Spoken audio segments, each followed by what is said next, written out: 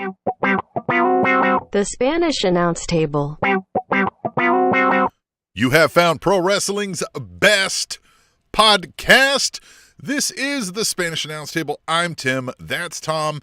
If you've listened or watched this show live a lot, you're probably saying to yourself, what? It's Wednesday night. Fellas, you always broadcast live Thursday nights at exactly 7:15 on the dot every single week. What gives? Why are you doing it Wednesday night after AEW Dynamite? And the answer to that is very simple. It's not wrestling related. But tomorrow, Thursday, during our normal recording time of Pro Wrestling's Best Podcast, the Kansas City Chiefs, that is to say, the defending Super Bowl champion Kansas City Chiefs, will be kicking off their NFL regular season against the cowardly Lions. Oh, scratch that. Sorry, I read that wrong. The Detroit Lions. Tom. So we're going to do the show tonight instead because we're going to watch and pray at the altar of St. Patrick the Magnificent. Yeah, you want us to keep doing it on our regular scheduled time and miss the Chiefs game live in action. Got to give us some money. Yeah, you got to give us some money. Donate on our website, SpanishAnnounceTable.net. But run it back. It's the Run It Back tour, and this is going to be great. I tell you what, to get to the Super Bowl, you got to get through week one on a Thursday night against the good old Detroit Lions, whose last playoff victory, President JFK saw. Yep, that's a real fucking fact. So that organization really killing it. I mean, look, they've had Calvin Johnson. They had Barry Sanders. They've also had an 0-16 season, and they have Jared Goff as quarterback. So, fuck them. But they got to play on Thanksgiving. Oh, we're missing Chris Jones? Yeah. Are we missing Travis Kelce? Don't need him. Well, we need him, but we don't need him for this game. Like right. I don't want the whole season. Don't need him for the Detroit Lions. What's the cool kid say? Oh, this is our light work. Take care of my light work. We're going to have Jerick McKinnon fucking receive 200 yards and Isaiah Pacheco run for 150 on your bitch asses. I'm going to write that down. The cool kids say that? You promise? I think so, yeah. Okay. Light work. Take care of my light work. Is that like L-I-T-E or L-I-G? Well, it doesn't matter. Swerve said it. Swerve said it. It's got to be cool. It is cool. So if I say it, I'll be just like Swerve. 100%. Awesome. I'm going to do that. I'm going to tell people that too. Have you heard of Swerve Strickland? I'm kind of just like that guy. Light work. Mm-hmm. You know, some people say if you put your picture and his picture side by side, they can't tell the difference. Yeah, you're right. Yeah, I mean, who would? Yeah, hair's the same. Jeffrey Todd. Again, we're big with Jeffs. Jeffrey Sills is in the chat. Jeffrey Todd is in the chat. He says, it's always good to see you, gentlemen. Detroit Cowardly, same thing. Jeffrey Sills says, what up, boys? Cannot wait to talk about this episode of Dynamite, which we're going to talk about. Stay tuned. The All Out pay-per-view, which we're also going to talk about. Stay tuned. And the biggest news of the year, Tony Khan cures cancer. Just maybe he can cure yours, Tom. And I think we need to point out again, Tom doesn't have cancer. Don't have cancer. I do have a tumor. It's benign. It hurts a lot. It's sitting on a nerve bundle. And that's why I'm going through all of this, is because it's too deep in the muscle to remove, and it can grow, which it has. That fucking sucks. And it's close enough to my heart to where even though it's not cancerous, it can go and cause scar tissue on the heart and all of that fun stuff. So that's why I was doing the chemo. That's why I'm currently doing the radiation. And let's take a quick pause to talk about that real quick. We, unfortunately, not to disappoint all the Jeffs in the world, we are not going to be doing the podcast the next 2 weeks. Reason being, Tim is going out of town, out of country, correct? Yeah. And I am going through the last 2 weeks of radiation, which is the last two hardest things I have to do, hopefully with this whole tumor situation. So I will not have the energy or capacity to even talk to Tim. And if Tim's not there, I don't have the capacity to talk to myself. Yes. So we're taking 2 weeks off. When we come back, and we'll talk about this when we get to our All Out picks, most likely Tim will be in just the most fashionable wear possible. We'll get to that more later. Foreshadowing. But Good old black T-shirts. Yeah, programming note. The next 2 weeks we are off, but we will still stay with the social media. I still have enough energy to do a match of the day, all of that stuff. So don't leave us. Still hang out. Stay tuned to the social media sphere. And if you're not following us on social medias, we're on pretty much all of them. You can go to SpanishAnnounceTable.net and the links are there, right? We're on the Twitters, the YouTubes, the TikToks, the X, the Facebook, the Instagrams. It's Twitter. Yeah, Tim. it's Twitter. I know. Don't fall into this. I know. You're not. I just dumb. like saying somebody posted on X, like they were out of their minds high. Well, maybe sometimes that's true. Now, the idea of saying, "Hey, what are you doing?" You're like, "I'm on X." Yeah, that's fun. Yeah, that is. But it's not. It's right. It's Twitter. It's Twitter. Yeah. So it's Twitter. Yeah.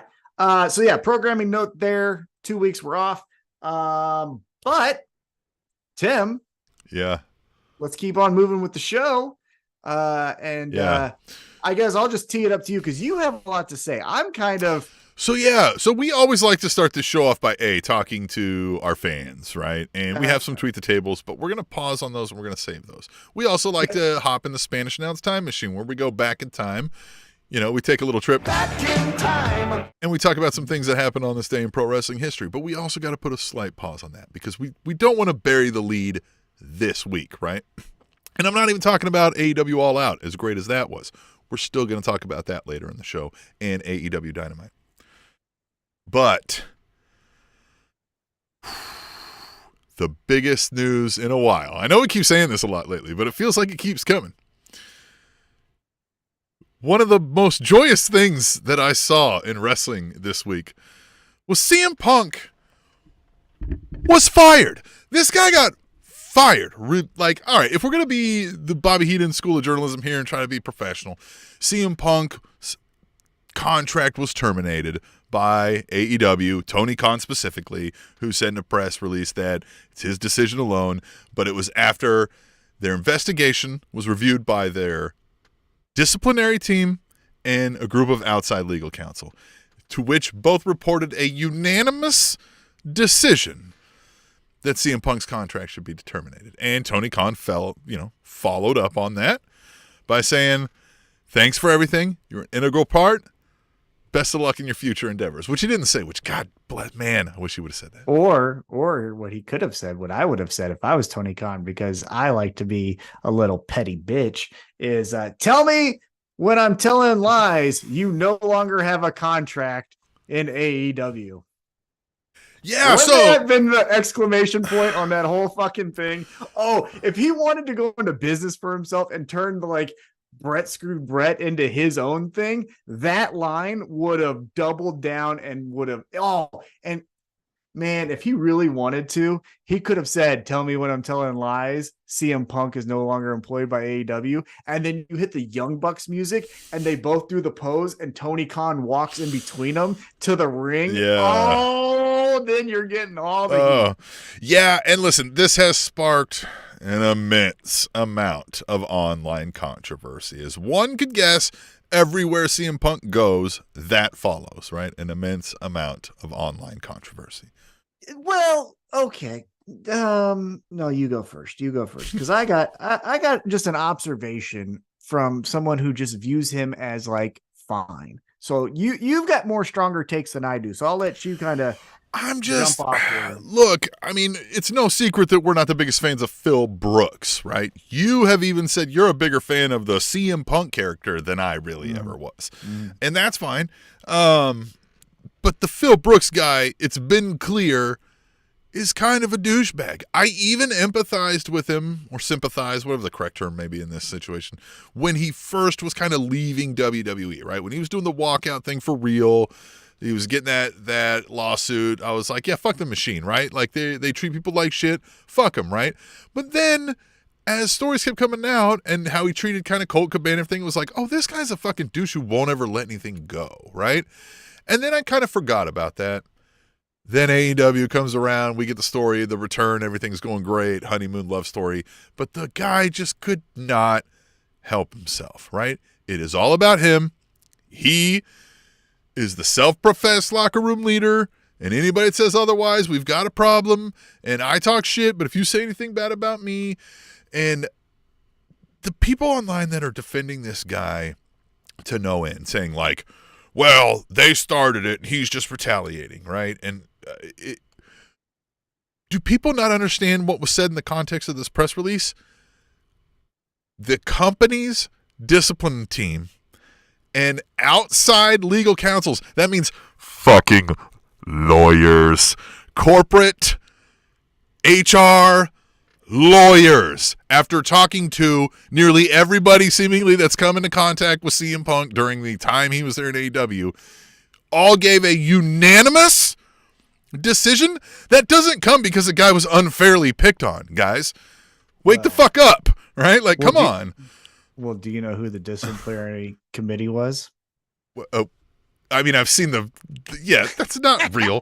So, like, but I mean, the vice presidents, it could be. I mean, maybe one of them is, but in that setting, I would hope they recuse themselves. Who knows? But that would be great. If it was Kenny Omega, Hangman Adam Page. What if that's the swerve where they're like, so you wanted to know what their executive vice president roles were? It's the disciplinary and the outside legal counsel is smart Mark Sterling. Yeah, right? They all get up there. It was me. Tony Khan. It was me, Phil. It's me all the time. Yeah, man, listen. I have figured some of this out. I sent you a video earlier today where I said the people who like CM Punk versus the people who are like Team Young Bucks and Team Hangman. We're not even the biggest Young Buck fans, but I'd say we're Team Elite on this situation. Is because those guys are fucking fun. The characters are fun, right? Even if we thought the Young Bucks were dorks, they're having fun, right? They're engaging, they're connecting with folks. Their goal is to have fun and have a good product. CM Punk and the guys who like him seem to not enjoy that. They seem to think, we must maintain, I gotta look hard, and I can't have anybody disrespect me, and there's a fucking pecking order. I keep seeing this talk about people like back in the day, there's no enforcers. Jack Perry would have been handled and stuff. It's like, CM Punk was nearly handled several times back in the day when he was in WWE. We hear stories about it all the time. This self-professed guy who's like, I'm the locker room leader. We've heard the Booker T story where he's like, fuck you, bitch, basically, right? And disregarded him in the moment. Like, the guy is a loudmouth, low self-esteem, can't take shit being dished out to him, little baby bitch. And that's all he's been since he's been here. And listen, all I had to hear was unanimous decision from all these people after having talked to everybody. That means these little where somebody provoked him and he retaliated aren't the isolated incidents that you guys are like, oh my God, I can't believe you're firing him for that. It's everything, and those were the final straw. Like, yeah, guys, come on. Like, fucking pay attention here. Like, I don't get it. Yeah, my thought on CM Punk taking a step back is I just don't know what he can do next, is because at every turn, he's always been given the opportunity. So go back to when he was in Ring of Honor, and it was the banging of the drum of, oh, WWE would never give him the opportunity. He's straight edge. He's doing counterculture. And WWE said, come on in. Let's do it. Oh, okay. Well, WWE is never going to make him champion. Oh, they would never do that. They're silencing me. Here's a live mic. Well, here's the belt. Yeah. Okay, but he will never have like a match with someone he's comfortable with. There's Daniel Bryan. You two can go out there. Oh, okay. Well, both champions. Yeah. Well, he won't get like a signature match at WrestleMania. You want The Undertaker before the streak was broke? Yeah. Okay. Well, they're not going to let me do this last thing that I guess I want. And so I'm going to leave. Right. And then he says, well, I'm tough. I bet you I could fight. And the UFC goes, want to come here? And he goes, okay. And then he goes 0-2 and he gets fired from there. And then this little upstart promotion, All Elite Wrestling, comes out, and he, let's not forget, was like, this will never work. Oh, I've seen money marks in the past. This would never work. And then all of a sudden he changes his tune and he comes in and he's like, well, now here's the counterculture. I'm happy, Punk. I'm back to wrestling. This is great. And then people were like, okay, so like, what's up now? And he's like, well, the reason everything isn't as great as I said, it's because of these people. And it's like, but here's your opportunity. Legitimately, before all this really popped off, maybe there's stuff bubbling underneath the surface. However, let's also go back to CM Punk's Instagram. And the week before All Out, which we were at, there is a picture CM Punk posted flexing in front of the Young Bucks. So let's not act like they hated each other before All Out, right? So then he does this friction thing to say, like, it was never me, it was them. And they even said, here's the belt. And when he got it, the first thing he had to say was, it could have been better if these people were doing their job. And it's at every opportunity.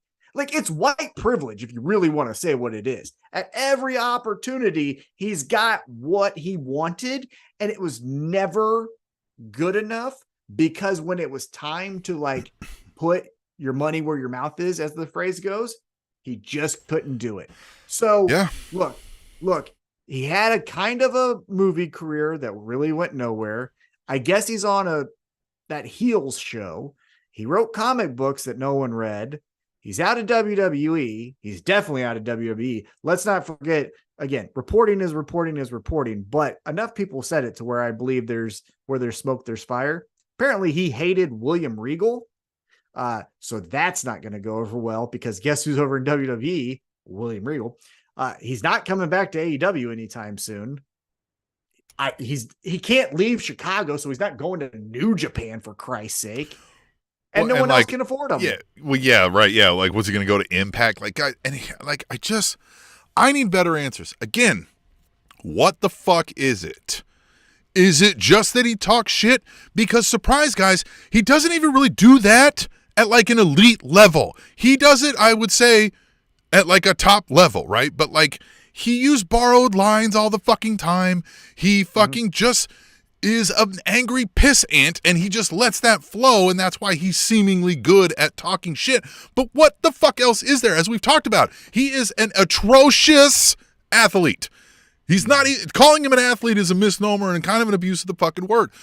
His storytelling, like, in ring, when people are like, oh my God, that was a great match. When people are like, when he did his goddamn tribute where he stole a move for move fucking match from Bret Hart, what the fuck are we talking about? What the fuck is this guy bringing, other than you see yourself in him, in this idea that you think you should be able to walk around and fucking push people around and talk shit, but the moment somebody does to, it's like heresy, and how fucking dare they?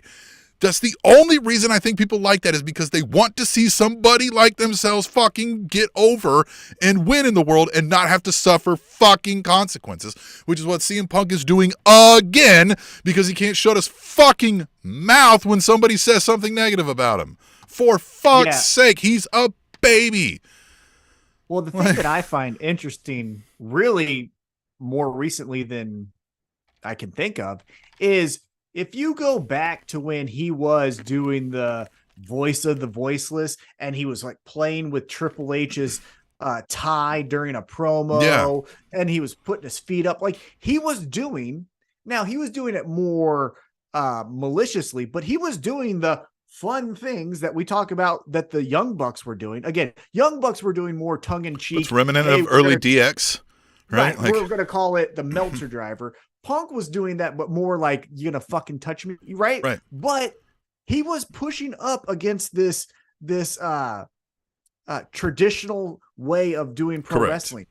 But then when he gets to AEW, and this is again a thing that Punk and people like Punk, I'm not saying he's the only one, but Punk and people like Punk like to do when things don't work out, is he was that guy, right? So throughout his entire career, he's the one that's calling Kevin Nash old and didn't know that he was even alive and all of this stuff, right? Yeah, never had respect for the elders ever once, voicefully against it even.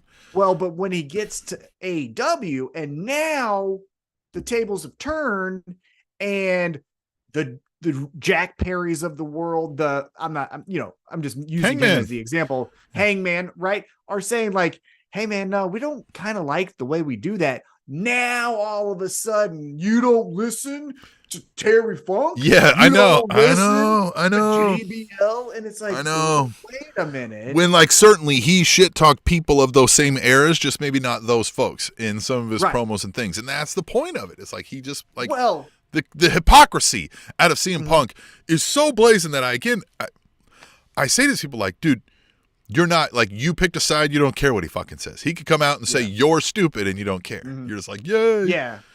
CM Punk. And look, most of these people seem to like CM Punk, seem to be cosplaying him anyway. You ever notice how these motherfuckers try to look like him too? They're wearing the fucking shirt, they got the tats, they got the fucking fake ass goddamn stubble. The thing that I would ask Punk to do, and I'm being dead serious in this, is like, if I ever had his ear, which, hey, Ace Steel's around here, maybe I'd talk to Ace Steel and get to talk to Punk. I don't know. Let's do an interview. But, that would be heated. Well, I would just, no, this would be the question I would ask. I would say, you say that you are a studier of Terry Funk, right? I mean, he's even said that. He even said, oh, Hangman doesn't listen to advice. Like, he wouldn't listen to Terry Funk, right? He even name drops Terry Funk. Probably would have listened to Terry Funk. Regardless, what I would tell him is, do you listen to Terry Funk? Because look at the career that Terry Funk had.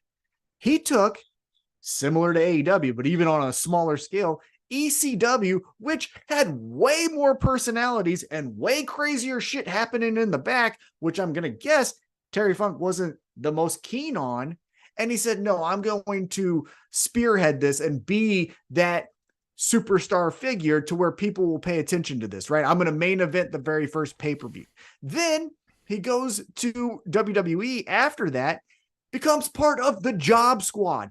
Terry fucking Funk. Go back. It was him, Too Cold Scorpio, Hardcore Holly, I think, was also in it. But he's doing it because, hey, these other guys need some shine. They obviously know who the fuck I am, so I'm gonna help out here. But Punk never felt like he did that. The times that Punk helped out was send Hook, because you know what that means? Hook's cool, and I'm gonna attach my name to Hook. And that's the part where it's like, I don't think you ever actually listened to Terry Funk. I think you saw what he did, but then said, how can I do what he did and make it to my advantage? So I would ask him, if we ever got a chance to talk to him, I would say, you watch Terry Funk, but do you? And then I would just leave it to that. Yeah. And then I'd let him talk himself into a corner. Yeah. You know, I just need, like, you know, I saw somebody post, you know, in CM Punk's defense, a phrase saying stop, or it said maybe don't make backyard wrestlers EVPs. But again, the CM Punk fans, like, isn't this where CM Punk was born of? Didn't he come out of his own fucking backyard? Isn't that like his claim to fame and his big fucking like why he's one of us, right? Guys, this is what I'm talking about though with the CM Punk thing, right? Like everything about CM Punk has always been me, and then somebody goes, I don't know, man. You just said this, but said another thing. Then it was like, bitch, oh my God, what the fuck? How could you fucking say so? Fuck you. I'm out of here. I fucking quit. Like, Jesus Christ, what a dick. What a dick. I'm so glad he's gone because I don't want to fuck. Like, the guy dude, I don't think we've ever seen, CM Punk doesn't exist. We've only ever seen Phil Brooks, and I just don't ever want to see this guy again. Yeah, I think where a lot of his frustration, especially in AEW, maybe comes from is he was the guy that, look, again, he was always given the opportunity, but he was always the guy that said, it'll be better if you just listen to me. And then they said, okay. Yeah. And then it didn't necessarily get better.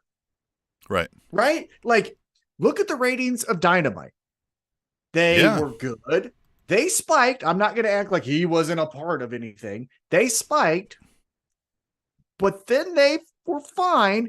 He left, and then they've kind of been hovering where he was at the entire time. So it's not as if he was taking them from 800,000 views to 2 million, right? Which he kept on saying, not that specific figure, but if you let me be in charge, then we will go to the promised land. And it's like at every chance. No, we don't. Yeah. No, you don't. And right. I think when it's put up or shut up. And it's like, well, hey man, you said that these results were going to come in. That's then when he says, well, it's everyone else here. But here's why that should have been easy to foresee. Because what happened in the interim between the big WWE time and the AEW time is we didn't fucking hear shit from the guy. He wasn't taking over Hollywood. He wasn't on the goddamn Tonight Show. He wasn't fucking filling in for fucking Jimmy Kimmel. Nobody fucking likes this guy. Well, hold on. He was in the UFC. He tried. Yeah, no, but you get what I mean? Like, again, after he got bitch slapped a couple times during those downtimes, right? Like, yeah, he was on that fucking Talking Dead show for a little bit. Right? Like, but I mean, he's not a megastar. He's not a walking household name around the world like he seems to think he is. And some people seem to vehemently think that too. They're like, well, y'all are fucked now. And it's like, dude, again, some of y'all, why are you watching just because you think numbers matter and shit like that, right? Like, I'm not watching because I think the numbers are high or because I think I was watching the shows before CM Punk came around. I'm going to keep watching them afterwards. In fact, I didn't watch Collision when it was the CM Punk show. Yeah. Well, I mean, those people just need quick side tangent. And then let's wrap it up because I don't want to go all night on this because we're saying the same thing. But the people that are like, oh, did you know that like 25,000 people or whatever it was, 100,000 people turned the TV after Tony Khan made his announcement about CM Punk. Here's what I'll say. You person, whoever that person is, are the same people who want to know who Kim Kardashian's dating. But you chastise those people and you can't see that it's the same fucking thing. You guys are just reading US Weekly or the gossip pages or Page 6. That's all it is. So like, all my thoughts on that, but like, it's fucking dumb. Listen, if 600,000 people stopped watching Collision, but it's 600,000 people who are like, CM Punk's the greatest and can do no wrong, well then I don't give a shit. Like, don't watch the same thing I'm watching. I'm fine with that. Why would I ever give a shit? Well, yeah. Now that's a different story where it's just, I've never cared about look, obviously I want the business to do well so that it can continue to entertain me. But if it doesn't entertain you or more people are entertained by this other thing, I don't. Yeah. Here's a simple equation. All right. If having CM Punk meant 5 million more people watch that show every week, but every week I got to hear about CM Punk getting pissed off at somebody in catering, banning them from the fucking show, fucking threatening to sue them and causing issues, then no, I don't value that. And it's weird that you would. It's fucking weird that you would. Like, answer me to that. How is it not fucking weird that that would matter to you and make you think like, I should watch this more now because more people like it even though he's a dick. It's so weird. Let's wrap up with some comments here from Jeffrey Sills. He's going to say CM Punk thinks he's better than everyone and above the brand. I think we kind of said that. He says, I'm not going to say that his matches were bad because they weren't bad. Yes, they were. Yeah. Hey, no, they're this bad. is what I'm going to say. Look, the Samoa Joe versus CM Punk match at All In was good. I enjoyed it. I liked it. But let's not forget that at the Collision before that, he couldn't do his own finisher. That's why he had to do the Pepsi plunge because he can't do the GTS anymore. You remember him trying to do the fucking buckshot lariat and shit? Oh yeah. And look, now he's old, right? But like even before that, watch his big elbows where he's like flailing through the air like a fucking newborn. Anyhow, then let's see what else he says here. But TK gave him everything he wanted after he buried the company. He still shit up. Well, because he's a loser. And then he says, I think the UFC experience fucked him up and gave him a false sense of being a tough guy when he's really not, which is crazy because he fucking was sucked so bad. Yeah. He got chumped out. Tim, I thought I was so fucking tough. Like I walked around this city at 25 years old, like, motherfuckers, if I touch your chin, you ain't doing shit. And I walked into Glory MMA and Fitness, and 125-pound Tim Elliott wore me like a fucking hat for 10 minutes, and I realized, he did that to everybody that walked in front of him. I'm fucked. And then I said, well, okay, he was a Division I national championship wrestler. Everybody but Tim Elliott. Yeah, everyone but Tim Elliott. And then Sharkbait fucking demolished my leg. All And right, I was everyone like, but Tim Elliott and Shark Bait. and then James Krause tapped me out 6 times in 3 minutes. You are talking about some really accomplished MMA fighters here. Well, what I'm saying is, look at them though. Are they fucking getting the award for looking good, getting off the bus? Not necessarily, right? And so fucking come on, Punk, you piece of shit. Anyhow, so this is what I'm going to say. Let's wrap it up with this. A wise woman once said, and I'll leave CM Punk with these wise words: chin up, tits out, and watch for the shoe. More on that later. I fucking love Toni Storm. Can't wait to talk more about her. But yeah, CM Punk got fired. Toast. Everybody raise a glass. So long. Farewells. All that jazz. What a fun blip. To next? What a fun blip. All right, well, let's talk about a top 5 list, right? We introduced Tom's top 5 last week, and we want to talk again about Tom's top 5. We're going to have a new category this week, and Tom's going to give you a top 5 list, and you can shit on it or you can applaud it. We won't sue you. We won't kick you out of the show like CM Punk, right? You can stay here. You can talk to us, minus some normal rules of decorum, of course, right? So, Tom, do you have your top 5 ready to go? Tom's top 5! Insert graphic here in the future. Yeah. All right, we're going to start 5 to 1. I'm trying to do this in actual order. So last one I kind of didn't do because I thought they were all great and I didn't really want to do it. But this one I kind of feel pretty firm in saying. Outside looking in, a little OLI, CM Punk, but I didn't put him in there. Number 5. Yeah. 5. Lex Luger. He sucked. Look, he got, similar to Punk, every goddamn opportunity everywhere. NWA with Ric Flair. Okay. WWE with Vince McMahon. Smoky Mountain. Express. Right, yeah. Well, as the Lex Express. Yeah. Well, all right. Nope, that fucking sucks too. We're going to go with Bret Hart. You know what bad you have to fucking suck that they pivot to Bret Hart? That miserable twat. Yeah, it's if they were like, no, we're going to put the world title on Roderick Strong instead of you. You'd be like, shit. Yeah.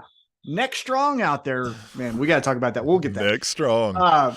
Then he goes to WCW and he's like, hey, Hogan, this is where the big boys play. And they said, shut the fuck up and go to the back of the line. Then they gave him the title for one night and said, well, that was stupid, and took it right off of him.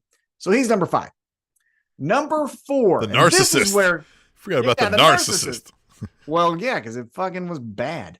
It was a good gimmick. Bobby Heenan couldn't even save this guy. Yeah. And one other thing that I just didn't like about Lex Luger matches, he made the same noise, whether it was on offense or defense. So if you hit him, it was, oh, and then if he hits you, it's, oh, and it's like, if I just listen to this, I don't know what's happening. Justin Floor says in the chat, and I hope my boss is watching, he says, I can't trust anyone whose favorite wrestler is Bret Hart. I mean, it's facts. It's facts. All right, let's keep it moving. With an X, facts. Yes, sir. Number 4, this is going to be a little bit controversial, but it's more so of step away from the moment that he was creating and watch it, and it fucking was dog shit. And even though, honestly, he's probably the first independent pro wrestler to make a name for himself, it fucking sucked. But number 4. Sabu. Sabu fucking sucked. Yeah. I before you go into your thing, I didn't watch ECW week in and week out, but I appreciated ECW for what it was and could catch it a time for 2. But I always never got the thing. I was like, Sabu, really, guys? Like, I don't get it. It was a lot of all sizzle, no steak for me, where you point up, you have the headdress, you have Bill Alfonso after he turns on Taz with the whistle, you have him being this guy that could attack his own tag team partner in RVD. Yeah, all that. But then he tries his springboard backflip and he can't because he lost his balance and he's got to get down and let's do it again. Oh, still did it. So guess what? I'm just going to jump forward. Oh, did I miss you? Fuck. And you can't watch Sabu matches back. Meanwhile, he always looks like the guy at the VFW that wants to borrow a cigarette from you. You know what I mean? Well, he probably did. Yeah. So yeah, Sabu. Again, I definitely applaud him for creating the name that he did in a time where internet didn't exist. That's incredible. Oh But yeah, I- no, and I get his contributions to that time and what he means Right. to folks, but like I was like, whatever, guys. Yeah, it was bad. It was bad. I'm interested to hear you say that. I don't think we've ever had that conversation. I never really voiced that about Sabu because I knew you were an ECW guy. I didn't want to No, no. I didn't want to get the ire of Tom. He sucked. Again, I like the presentation, but I will still stand firm to the all sizzle, no steak. Number 3. And it's just, what the fuck? Okay. 3. What the fuck? What the Now, fuck? 2 and 1 are going to be more what the fuck than this. But still, I don't get how this fucking thing happened. And like, it was a moment in time. JBL? Oh, Fuck him. What did he do good? well, he Was did his- do this, Put your little fat chubby redneck hands together. but that might be Well, the I mean, best that's- thing he did. Yeah. Yeah, but that was after his wrestling career. APA. I'll say I liked APA, but that's about Well, it. because he shut the fuck up. Yeah. And he was with a real Then he was tough just guy, kicking Ron ass, Simmons. drinking beers, and playing cards and smoking cigars. Well, and you're going to talk shit to him when Ron Simmons is standing next Yeah, to him? who would fuck you up? Yeah, it's one of those things where it's like, hey, Ron Simmons co-signs on you, so I'm not going to talk shit to your face, but as soon as you leave, I'm telling everyone that you smell like Yeah, shit. man. I remember very distinctly having a conversation. This guy, I mean, we got to travel back to fucking 2001 or 2.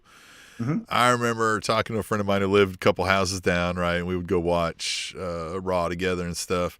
And I had mentioned somebody, I was like, it was somebody unrelated to JBL. I was like, that's the fucking worst person. I hate when this person, like, I don't like anything about this wrestler. And he was like, oh, he's like, for me, that's Bradshaw. And I was like, Bradshaw? And he's like, fuck Bradshaw. He was like, he's the fucking worst. I never, ever want to see that guy on my TV. He's fucking worthless. Nothing. And I was like, yeah, Bradshaw isn't good. You're right. But I never thought about him that way, right? And this is pre-JBL, right? So we're talking Bradshaw. Oh, you yeah. know what I mean? Black Like Chef Bradshaw. Yeah. And I was like, yeah, he sucks, but to have that kind of vitriol hatred. But, I got it later. And I always think back to that kid. Don't know where he's at now. Don't know, you know what I mean? Haven't ever found him on Facebook or anything like that. Don't know anything about the guy. But, like, I remember him being like, fuck that guy. He's the worst. And, how right he was. Well, and the other thing that I put him on here for overrated is, yeah, he had the clothesline from hell, but that's because he's a fucking bully. Like, Yeah. it was a bully move. And yeah, he was big, but fuck you. He just had no regard for the person he was wrestled. And then said, oh, what are you going to do? Like, then bullied him backstage if they're like, hey, man, you hit me pretty fucking hard out there when I gave you my chest. You know what I mean? Then he turned into a Fox News dickhead. So fuck that guy. Well, yeah, then the real person. I'm just talking about the fucking character. Fucking sucked. All right, let's keep it moving. Number 2. 2. Honestly, probably the most impactful, overrated wrestler of all time, because people still fucking buy his action figures and quote him and fucking Ultimate Warrior. Oh, Go yeah. fuck yourself. Dude, you know how fucking bad you have to be when on his deathbed, Andre the Giant is like, I'm fucking this guy up because he's a piece of shit. Like, Andre was just giving his body to everyone. Hey, Harley Race. Andre loved everybody. He'd take people fishing. He loved people. Yeah, he's like, hey, Harley, you want to body slam me? Cool. Hogan, you want to body slam me? Cool. Hey, Junkyard Dog, you want to body slam me? Cool. Hey, Ultimate Warrior, go fuck yourself. Fucking hate that guy. Like, and then what did he do? What was it? Hogan carried him in a fucking match. That's what we're gonna remember. Oh, he had face paint. Wasn't even the fucking coolest guy in the 90s with face paint. That was Sting. Fuck Ultimate Warrior. He was, now you want to talk about JBL being a Fox News dickhead. Ultimate Warrior being if you ain't fucking lifting weights and eating eggs out of a chicken's asshole, then go fuck yourself, gays. Like, fuck him. Yeah. And the Warrior Award. Hey, everyone, my spirit of racism and sexism and homophobia will live forever. Well, let's name an award after him. Fuck you and that company. Yeah, that needs to be the Titus O'Neil Award. We've said that before already. When Titus O'Neil won that award, we were like, can we rename it the Titus O'Neil Award? Look, I got my opinions on Titus O'Neil, but that's for a different day. Oh, did he do something I'm not aware of? No. okay. No. He's done nothing, which is maybe why I don't like him. Well, that's what we were talking about. We were like, the Warrior Award, fuck the Warrior. Titus O'Neil's the dad. He's the guy who goes and does all the like charity things. So fucking make it the Titus O'Neil Award, not the Warrior Award, and just fucking send it on the way. Because I think we were just like, fucking take off the Warrior. Yeah. Now, if we've got a better, we can come up with something better than Titus O'Neil. Right, yeah. Well, of course. Yeah, okay, yeah, I will definitely, yeah. This is something we said years ago, by the way, so who knows what's changed since then. Oh, nothing with Titus O'Neil. I'll share it with you off air because it's not appropriate right now. But rename everything Warrior. Fuck Warrior. Ultimate Warrior, fucking anything Warrior Award, fuck him. Piece of shit and shitty wrestler. When the fucking calling card is that Hulk Hogan carried you through a match, man, brother, that ain't good because Hulk Hogan wasn't a 5-star clinic. You know what I mean? All right. And then here we go. One. This is fun. I kind of like it. Yeah. You guys know it. And honestly, I don't know. Well, I think I do know it. Yeah. I made this before All In, and now maybe I want to switch it, but I'm standing firm because I made it when I made it. And so I'm saying it with my chest. Jeff Jarrett sucks. Like, he fucking sucks. Because here's the thing. I was waiting for a pause. I was like, is he going Bret Hart or Jeff Jarrett? But then I was like, okay, once you mentioned All In, I was like, we got Jeff Jarrett. Yeah. Because here's the thing. The other 4 fucking sucked. But you could legitimately say, you could make an argument that I could not beat you at over the course of time. Like long enough, I would concede it, right? The other 4 drew money. Ultimate Warrior, main event at WrestleMania.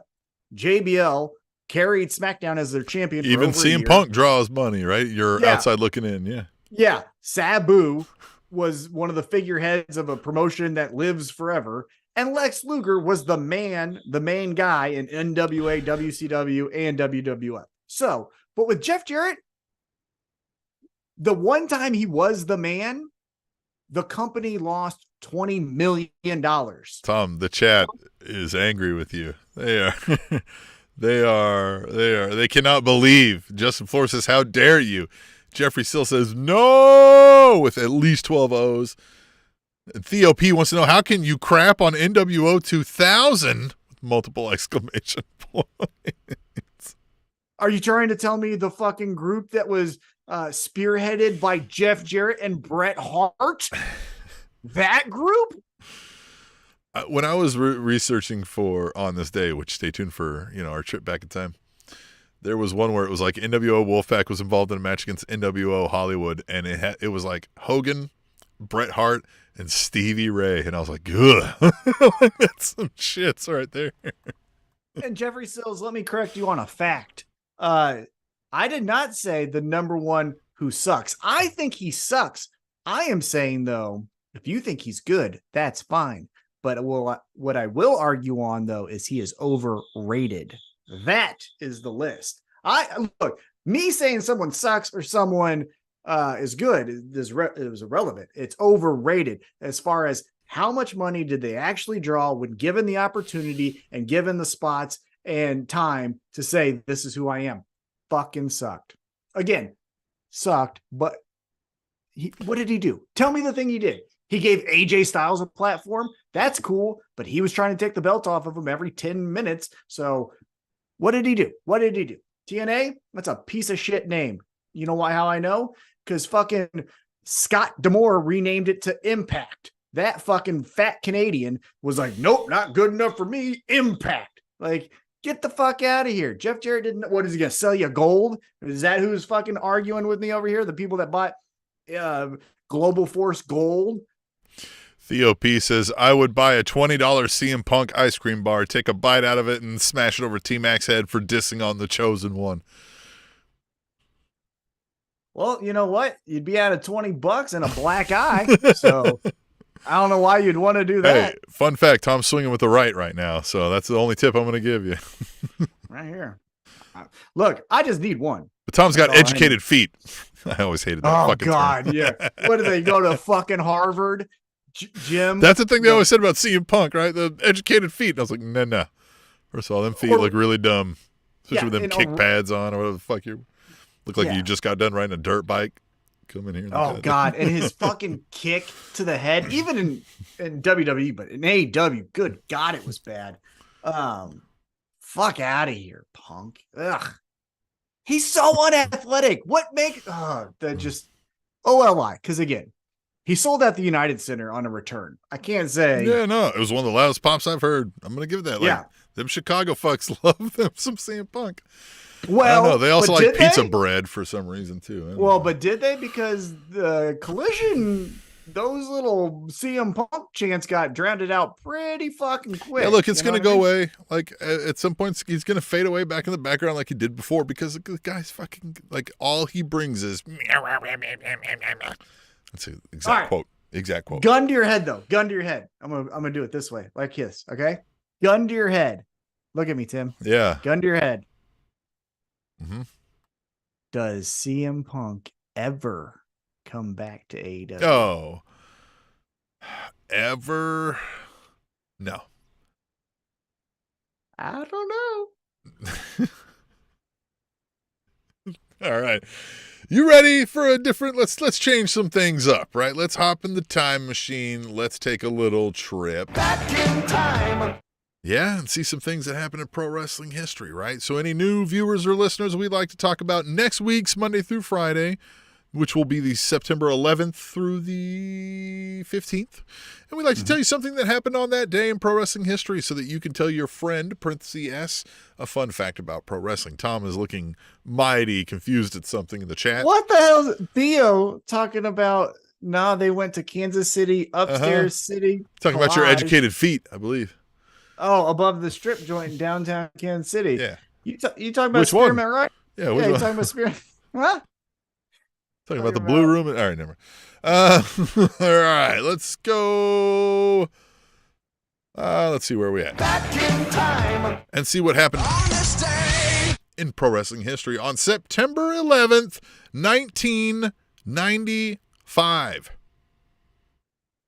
Okay. WCW Nitro and WWF Raw went head-to-head for the first time ever in the now infamous Monday Night Wars. Nitro featured Sting defeating VK Wall Street, IRS. Yep. Sabu defeated Alex Wright before having the decision overturned after dangerously pile-driving Alex Wright through a table after the victory. Yep. Randy Savage defeated Scott Norton and Lex Luger, became involved with Sting, Macho Man, and Hulk Hogan in their increasing feud with the Dungeon of Doom. Raw featured a freshly heel-turned British Bulldog with Jim Cornette ringside taking on Razor Ramon in a match that was eventually muddled by the 1-2-3 Kid, who was trying to help Razor. As well, the show featured Shawn Michaels retaining the Intercontinental title, defeating Psycho Sid, leading to a Shawn Michaels and Diesel ending the show telling Doc Hendricks backstage that after In Your House 3, not only will they be two dudes with attitudes, they will also be what? On this day. Tag team champions. Mm-hmm. And they used a specific line to refer to that. Not only will we be two dudes with attitudes, but we will also be two chaps with all the straps. Oh, Jesus Christ. Tim. Yeah. I'm not going to fucking remember that. You don't remember two chaps with all the straps? Diesel. This is prime Diesel starting to come into like Diesel, right? This is before we get like, this is right when Diesel was coming out of like Guy in the Back, right? Yeah. Yeah, this is Kevin Nash who said he was the closest thing to Tupac. Talk about a white privilege in a different way, right? A well-intentioned white privilege. Kevin Nash comes to mind. He Right? said that. That's a quote. I'm not even making that up. Yeah, I know. I know. And he thinks it too. He's got the bandana hanging with the fucking antenna. I love him. God bless him. Still one of the coolest guys in pro wrestling history, right? When he walked in the room, he had the swagger, he had the cool, but you're kind of like, Smoking mirrors. Listen, I know you ball a little, but like, come on, duh. All right, let's chill it out a little bit. All right, let's go. Back in time. See what happened. On this day. You might know this one. September 12th, 1989. NWA Clash of the Champions 8 Fall Brawl 89 was held in Columbia, South Carolina. Event so nice they named it twice, apparently. Come on. Sting and Ric Flair defeated Dick Murdoch and the Great Muta in the main event. Lex Luger retained the United States title, defeating Tommy Rich. We've already got like 3 Lex Luger references in this show. The Road Warriors defeated the Samoan SWAT team, which is just one of the coolest names in pro wrestling history for a tag team, isn't it? Yeah, but never did anything. You know what I mean? Like, yeah, they did. Should bring it back. Like, yeah, exactly. Samoan SWAT team. Get solo with somebody that's also kicking people's ass. Samoan SWAT They have team. another brother. Yeah. All Fucking right. those Just two, have them running through like, all right. Brian Pillman defeated Norman the Lunatic, and Michael P.S. Hayes and Jimmy Garvin of the Fabulous Freebirds retained the World Tag Team titles, defeating which tag team? Wait a minute. What year was this? You said? 89. 89 NWA Clash of the Champions. Fall Brawl 89. And you're saying that the Fabulous Freebirds defeated a team to become the champion. To retain the tag team. Oh, to retain. Warded off this defending star tag team here. One of your personal favorites. Oh, well, then Steiner. It's the Steiner brothers. Yeah, I didn't give you the thing. You were taking too long. The Steiner, and this is prime Steiners, right? This is pre-Scott Steiner getting a little weird off the juice, right? Well, this was Scott Steiner saying, "Oh, I can wrestle a match without Rick having to do everything." Like 90 to 94, that is like boom. And 89, that's when they're like, "Wait a minute, Scott can do something." Because remember, Scott Steiner got a fucking WCW World Heavyweight Championship shot at Ric Flair, which should tell you how good they thought of him at first. And again, you know, he went back, but like, anyhow, so yeah. That was right on the cusp of then really Steiner Brothers. Steiner Brothers, man. Yeah. All right. Good stuff. Let's move on here. On this day, September 13th, 2009. The one and only WWE Breaking Point was held in Montreal, Quebec, Canada. Breaking Point. What was the unique concept behind WWE Breaking Point? On this day. Huh? WWE Breaking Point. I'll say this. The main event matches of the card were all contested under some form of rules for WWE Breaking Point. 2009. September 13th, 2009. Montreal, Quebec, Canada. WWE Breaking Point. Elimination Chamber? Ooh. Good idea, but not it. Not it. Close. Yep. Money in the Bank? No. Yep. Nope. This is where the main event matches on the card were all contested under some form of submission-based rules. So Cody Rhodes and Ted DiBiase Jr. defeated Triple H and Shawn Michaels in a submissions count anywhere match. John Cena won the WWE title defending Randy Orton in an I Quit match. And CM Punk retained the World Heavyweight title, defeating The Undertaker in a submission match. You know he why? submitted the fucking Undertaker, and he bitches about, Well, I have a Coquita clutch. You should see my arm bars and my Coquita clutch. Yeah. Fuck out of here. You know why though? They probably did this. 2009 was like peak UFC, so this was them trying to capitalize on like, oh, but the Undertaker can do a go-go plot. The last ride, yeah. Well, hold on. First off, the fucking Undertaker could never do a submission. I don't give a shit. He sucked at all of them. Hell's Gate was I know he wasn't trying to really hurt him, but still, fuck out of here. But yeah, they were all. Remember when we started wearing MMA gloves and the best striker.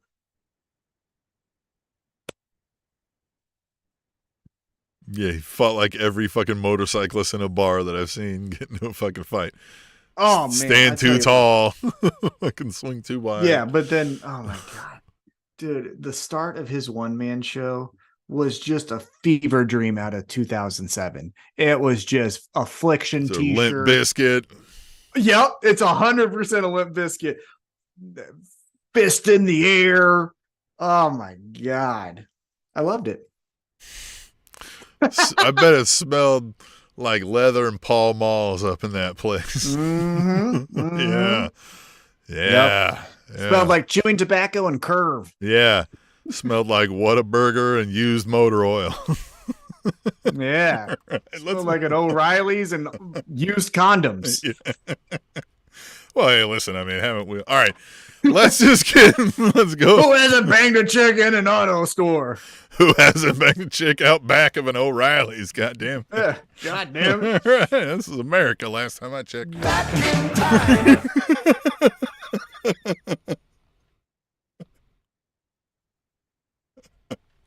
Last time I fucking checked. All right. Let's see. What happened? September 14th, 1999. Great time in wrestling. WWF SmackDown was taped in Las Vegas, Nevada, where Shane McMahon defeated Joey Abs.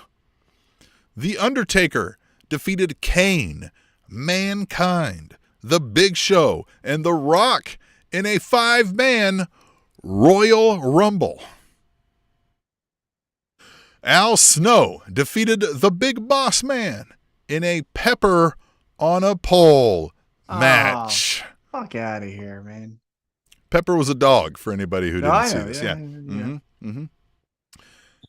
Jeff Jarrett wrestled to a no contest draw against Test. And Triple H lost the World Heavyweight title to this wrestler who would instantly become the oldest WWF champion in history. Vince McMahon. This is Mr. McMahon. Yes. Yeah. Yes, Yeah. Mr. McMahon vacated the title the following Monday on Raw. But yeah, Mr. McMahon became the WWF champion. Because it was the second time, because he won the Royal Rumble and became champion that way. What a fucking weirdo. Oh, I never wanted to be a wrestler. Yes, you fucking Yeah, you did. It's all you ever wanted to be. Yeah. Jesus. Yeah. Yeah, Jesus. All right. Yeah. Mr. McMahon. I thought that guy was going to get arrested with the Trump thing. Anyway, all right, let's move on. Well, give it time. Yeah, maybe. There's still time. So, I love the hope that was in our voice. September 15th, 2013. WWE Night of Champions was held in Detroit, Michigan. Yuck. Hope they had extra security. Curtis Axel retained the Intercontinental title, defeating Kofi Kingston. AJ Lee retained the Divas title in a fatal 4-way. Spoiler alert that no one died in. Defeating Naomi, Natalia, and Brie Bella. Alberto Del Rio retained the World Heavyweight title when he was disqualified in a match against Rob Van Dam. Dean Ambrose, did I say that right? Dean Ambrose? I don't know who that is. Retained the United States title, defeating Dolph Ziggler. And Roman Reigns and Seth Rollins retained the WWE Tag Team titles, defeating the primetime players of Darren Young and Titus O'Neil. That was the best Titus O'Neil ever was. Daniel Bryan won more on Titus O'Neil later. I'm excited to hear what you got to say. I won't tell you. You don't want to ruin it for me. I don't want your hope diminished on Titus. Yeah. I don't want the Titus shine to diminish. All right, Daniel Bryan. Listen, my sister met him. All right, Daniel Bryan won the WWE title, defeating Randy Orton. However, that victory would be overturned, and the title would be given back to Randy Orton the next night on Raw. For what reason? Daniel Bryan, Randy Orton, overturned. Was it like the ref didn't? It was like the wrong ref or something, right? Close. You are close. Triple H declared referee Scott Armstrong administered a fast count in a plot to overthrow Randy Orton as the champion. Yeah. It was like, no, the ref isn't real. Yeah, this is all the authority. Daniel Bryan shutting him down. Yeah. Which I think could tell the fucking Bloodline. I think we were saying like was the last good story they had told, and even the Bloodline were iffy on here. But yeah, I guess you could say that. Yeah, authority to what before Bloodline? I don't even. What kept you going? I think nothing did. I think that's why we were like, oh, fuck this. Yeah, it was AEW. Yeah. Yeah. Yeah, I don't remember. I think there were little things that carried us through, but I don't know of Wyatt anything that family sticks from out. Yeah. a moment. Yeah, stuff like that. Yeah, maybe stuff like that. But yeah, well, that was our fun trip. Back in time. Some good stuff in there. Yeah, I didn't hit you up with a surprise. Jeff Jarrett, he was in there, right? I Going know. against Test, R.I.P. R.I.P. Testicles. Testicles. Uh, We never got anything about Test could have had kids, and we could have called them as testicles. This would have been prime attitude era stuff right there.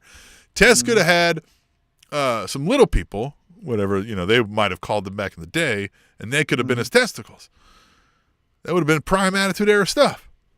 1,000,000%. Could have easily been the thing that did it, but missed opportunity. Hey, so Tim, how do we want to do this? We had an All Out, did All In. We talked about All In. Then we had All Out, but we also did a little Dynamite. What do you want to do? We did. Well, I'll just run through the card quickly and stop me when you hear something you want to like really hammer on, right? We did the over budget. There is some stuff, right?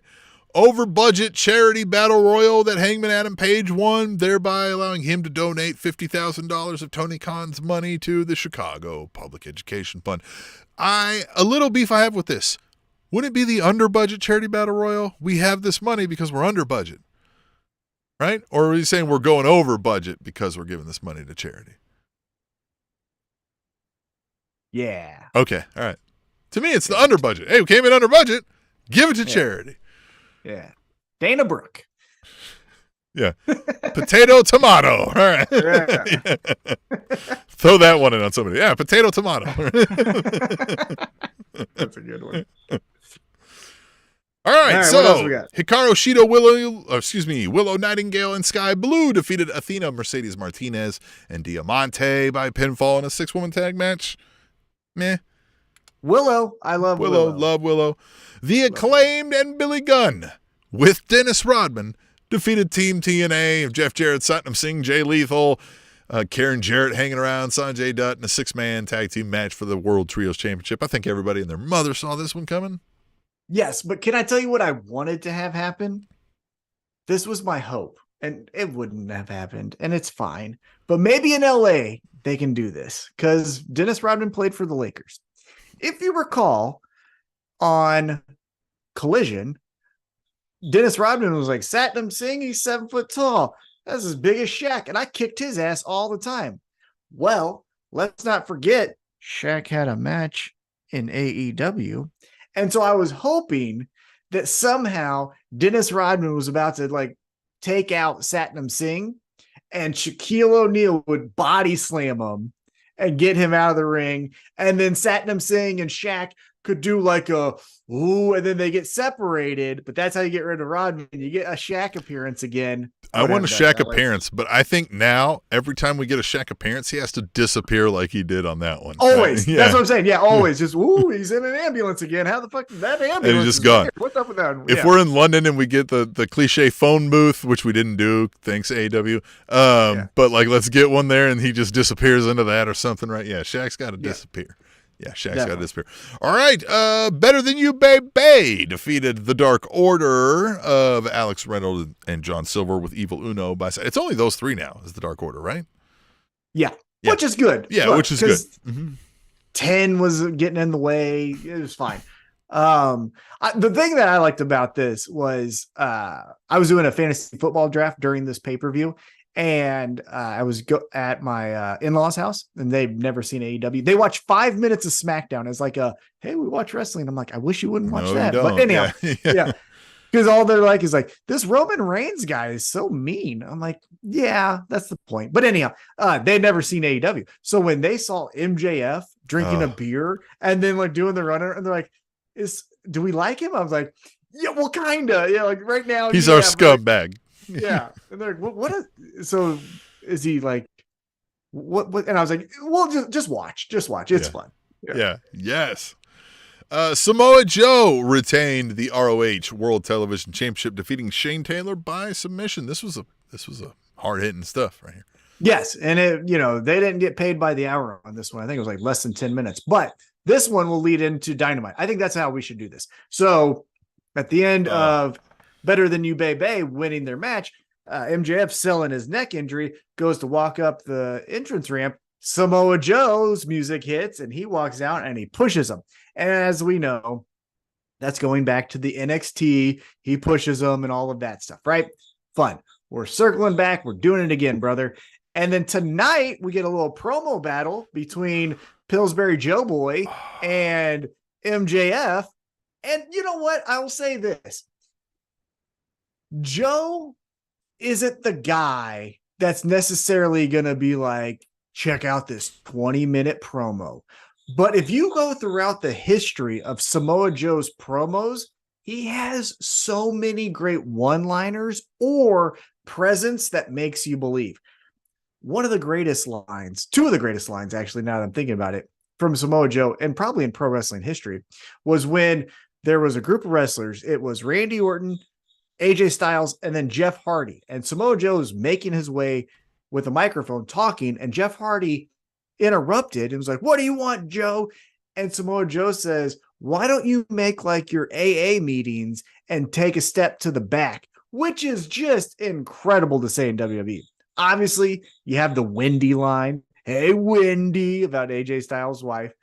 But then when Brock Lesnar, Roman Reigns, and Samoa Joe were like standing there, and Brock Lesnar's only looking at Roman, and Samoa Joe's like, "Look at me when I'm killing you." Yeah. And he's like, "What?" And you can see Brock Lesnar's like, "Motherfucker, I'll really kill you." Like, you think you're tough now. Yeah. So to fast forward to tonight, what I liked about this is the boy, right? The like, kid. Yeah. I'm poking you in the chest. What are you gonna do about it, kid? And MJF just selling it like, God damn it got under my skin. I thought tonight was really done well. I thought it was really done well, and I like that he was able to bring up sort of, the meme that we've all seen, the video footage of NXT. And again, I've applauded MJF, like you said, for just saying it. We don't, even Samoa Joe was like, the other company. Just say it, man. Just say fucking NXT. Like, just say WWE Network, whatever. Like, fuck them. Yeah, this was all done really well. I'm looking forward to this. It's another one where I don't think MJF's giving the title to Samoa Joe, right? Like, I don't think we're getting that. So I think this is a good opponent, though, to kind of keep that heat, right? You got a top-notch promo artist and somebody who's going to give you a hell of a story to match and bide us some time until the next thing. Yeah. Okay.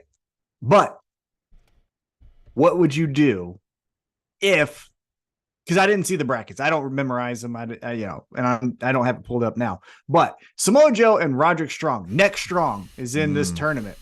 Say those are the final two. Who are you putting in there to then have face MJF at Arthur Ashe? I would say I would do Joe, because that's going to be a better match and story told in the, I mean, maybe not, but I think what we're going to do is somehow the attention gets turned, Adam Cole makes a save, and thus even drawing more ire from Neck Strong and the boys, and then we get that, right? We get Adam Cole versus Neck Strong and the gang. Yeah, that's what. Yeah, Lance Neck Strong. I think this will lead to somehow Ring of Honor Tag Team Championship match, Better Than You, Baby, and the Kingdom. But I still think it would be fun to put Adam Cole in this weird spot where he has to be like, "Is Roderick Strong still your friend?" Like, I think that would be fun. But that would be fun. I think to sell tickets, if we're looking at it from a business standpoint, which again, I don't make $1 from, I think you would do Samoa Joe versus MJF. Side note, I completely hear the fucking cricket, and I don't know where it is. I hear it too. I don't know where the fucking thing is, and it just appeared like 30 minutes ago. So fuck crickets. Somebody brought it up and blamed it on me. I was like, I'm pretty sure it's not me. So I like muted my mic and still heard it. And I was like, that's Tom. Yeah, it's me. It's me. God damn it. I was thinking the same thing. I was like, fuck, I pay a goddamn bug company every fucking I don't know where the fuck it is. I hate it. So sorry. I apologize, but I ain't fucking getting up from That's why we're going to take 2 breaks. We're going to fumigate the studios here. Yep. Gonna get Papa Shango in here and have his little hex and take care of all exactly right. Yeah. All right. Luchasaurus with Christian Cage retained the AEW TNT Championship, defeating Darby Allin with Nick Wayne hanging around by pinfall. Tonight was really heavy on Darby Allin's story, and I don't hate his that multiple necessarily. stories, I guess. I don't. Yeah, so the first match of the night was John Moxley taking on AR Fox. AR Fox loses. Darby Allin comes out. Hey, man, isn't that you're okay, right? Everything's fine. Christian Cage and Luchasaurus. Hey, Nick Wayne, your dad actually sucked worse than I thought, and he's dead. Haha. Tell your mom I said what's up, right?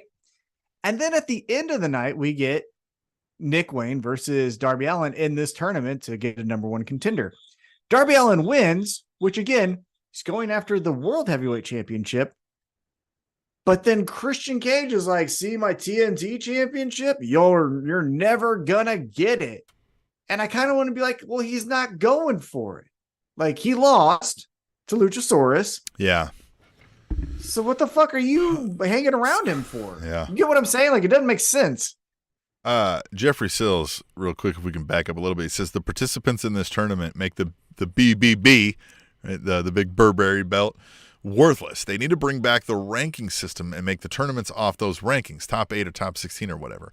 And I get the idea of the ranking systems, right? If you're an outsider looking in, it makes it feel somewhat legitimate, right? If this were a actual sanctioned fighting organization, there would be a ranking system of sorts, especially when you don't have everybody facing everybody, right? So there would be a committee probably ranking folks.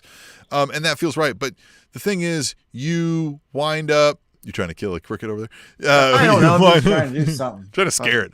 When you, the thing is, you wind up booking yourself into that corner. Now you've got to come up with these fucking rankings every week.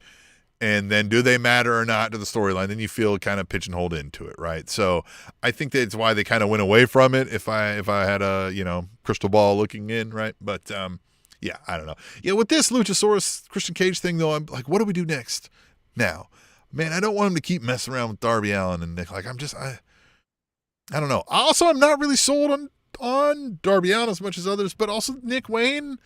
Look, man, didn't we try this with Action Andretti, and we tried this with whatever, top flight guy, or no, it wasn't top flight. It was what's the other group? Yeah, no, it's top flight. Right. Yeah, like we tried it with these. We always try to like these young whippersnappers guys. Let's all get behind them. And we're like, yeah, they're fine. My thing with Nick Wayne is, and this is not an indictment because he's 18. It's not him. It's the position he's been put in. But he still he does the Liv Morgan. I think Liv Morgan is a fine wrestler. Yeah. Whatever. But she fucking sucks when it comes to emotion because everything is big breaths. Oh, I'm ready for it. And Nick Wayne does this run out. I gotta show emotion. I'm getting mad. Or like, he'll body slam an opponent. He'll turn his back to him and then he'll do his, I'm going to then run. Yeah. And it's like, you fucking not. And I get, he's the most. Run. Yeah, where you like pull your, sorry for the podcast listeners. This is why you should watch the live stream. But yes. It's almost like if a human could do the spinning wheels on a cartoon, right, on somebody's legs, right, when they like take off, that's like the feel I get when they do those, like I'm going to run off the ropes now. It's like, well, why didn't you just start running? Why didn't you wind up and shit? What I don't like about his wrestling style and others like him, again, it's not him that I'm picking on, is that it feels like it's a good match to wrestle in front of no crowd and your coach to impress him. But it needs to be ratcheted up or turn the intensity or believability, because then it's lost with, like you said, and then I'm running, and then here's the thing, and then I'm breathing really hard, or a kick out at 2, and oh my god. Well, and the like when Christian starts to say stuff about his dead dad, it's the oh my god, I gotta shake the tears off. Like, okay, man. Calm. Yeah. Right? And again, he's 18. I'm not trying to say like, what the fuck, but Tony Khan, maybe put this motherfucker on Ring of Honor. You know what I'm saying? Yeah. Listen, you got enough money, you got enough folks on the roster, maybe let's get a performance center, right? Like, let's work with that over there. Yeah. Yeah. Just got ROH? ROH. Yeah. Have him wrestle Shane Taylor in Ring of Honor. That'd be fine. But yeah, AEW, that's where the big boys play, as promoter. Look at the adjective. Yeah, look at the adjective. God damn it. Yeah, verb. All right. Oh, I know. Yeah, I know. Yeah. All right. In one of the, I guess maybe this isn't necessarily a surprise, but I think I was like impressed with this match. Miro defeating Powerhouse Hobbs. Meat Yeah. forever. Chicago. Look, Yes. for those people being some knuckle dragging, kissing cousin inbreds, they can make some fucking chance. I don't know where it comes from. It sure isn't the pizza, but man, they can fucking have some Talking fun. about that bread soup they call a pizza. Yeah, it's deep dish. You mean deep shit? And fucking it's a pasta on cheese some soup. Fucking, yeah. Oh, give me a spoon for this slice of pizza, you fucks. No, I don't care about it. I'm just making fun of them. Yeah. So what I just don't get is, we were there last year at All Out when it was Scissor Me Daddy. Oh, Scissor Me Daddy. So magical. It was so. Well, and this was too. I wanted to lock arms with everybody and sway to that. But so was this. You know what I mean? It's the meat. Yeah. Meat forever is so fucking dumb, and I love it. Yeah. It's just, you know what I mean? Well, it can't really be replicated anywhere else now. It like lives in that moment forever, right?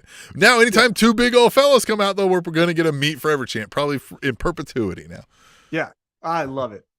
And look, it made the match better because these two guys went out there and they fucking went at it. Miro ends up getting the victory. We'll probably figure out more of that fallout on Collision, but loved it. I thought this match was so much fun. Well, so we get the debut of Mrs. Meat.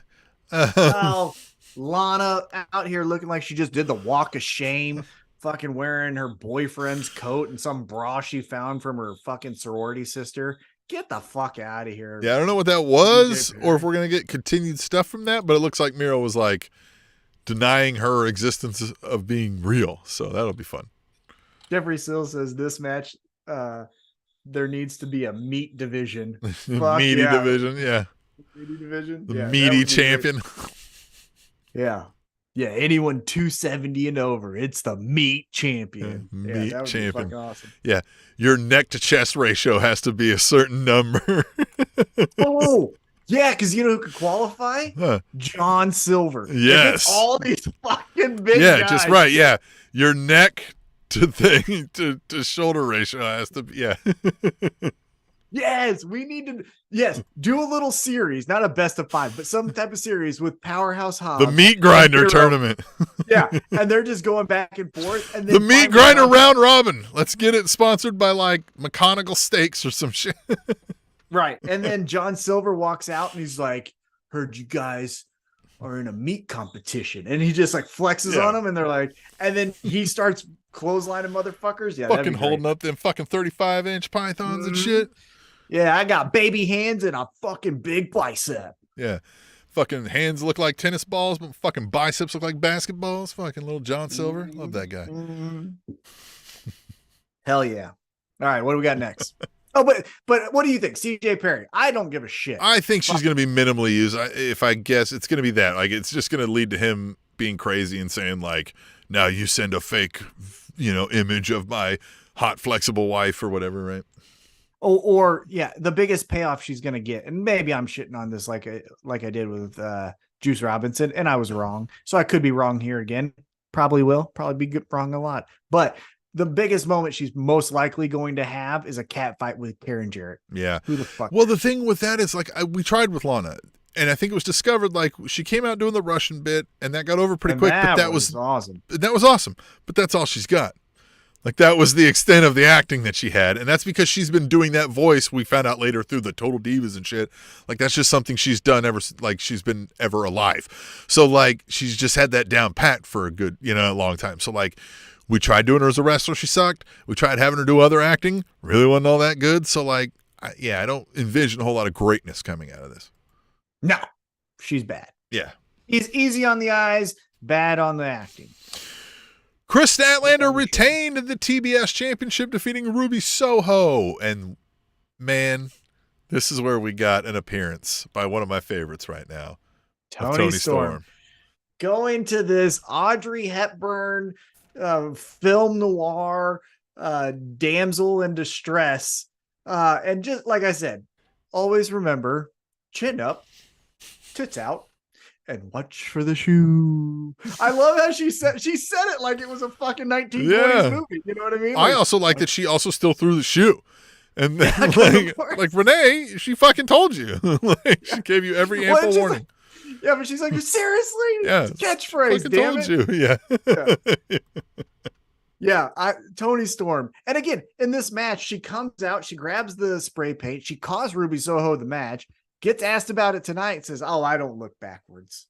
I look forwards. I've been in so many performances, I can't remember what I did. Yeah, it's so great. I love this. Yeah, she's like, I don't remember none of it. Yeah, I love it. And Chris Statlander winning this is fine, right?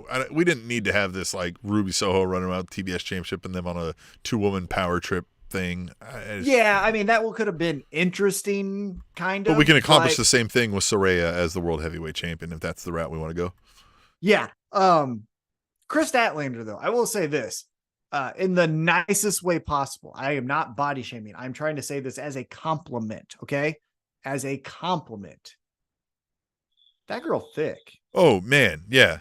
I did not realize, like, she is put together. Yeah. You know, because you think as far as physicality in the women's division, you go to Jade Cargill, right? As far as, like, looking good getting off the bus. Obviously you have Nyla Rose, you've got other people, you know, Awesome Kong when they first started, things like that. But she looks like an athlete.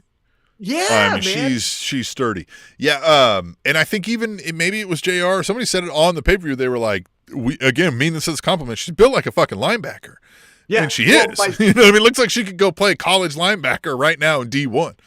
Yeah, my sister-in-law, who again doesn't watch wrestling, she's like, that's really cool. I like this, that they're not just showing models. And I was well, I mean, she's pretty. And she's like, yeah, no. I mean, but like, she's not built like she looks like Victoria's Secret model. And I'm reminded this of watching the Netflix documentaries, but she looks like somebody who would be on American Gladiators, right? She's got that freaking build where you're just like, Jesus, fuck.